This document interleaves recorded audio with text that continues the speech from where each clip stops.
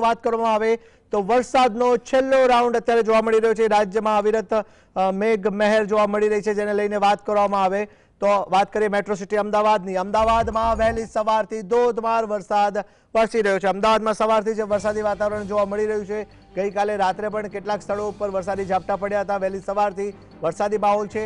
વાત કરીએ અન્ય ભાગોની, રાયપુર, ખાડિયા, લાલ દરવાજા અને આંબાવાડીમાં વરસાદી ઝાપટા પડ્યા હતા, જેને પગલે નીચાણવાળા વિભાગમાં પાણી ભરાયા હોવાની વાત સામે આવી રહી હતી। આ સાથે જ અન્ય ભાગોની જો વાત કરવામાં આવે તો શિવરંજની અને આંબાવાડી સહિતના નારોલ, નિકોલ સહિતના ભાગોમાં પણ નીચાણવાળા વિસ્તારમાં જળભરાવની સ્થિતિનું અત્યારે નિર્માણ થયું હોવાની વાત સામે આવી રહી છે।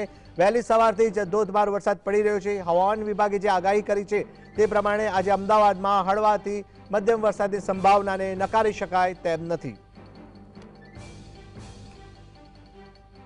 24 કલાકમાં અવિરત મેઘમહેર જોવા મળી રહી છે। ભરૂચના વાગરામાં પણ 24 કલાકમાં સરેરાશ 4 ઇંચ જેટલો વરસાદ પડી ગયો।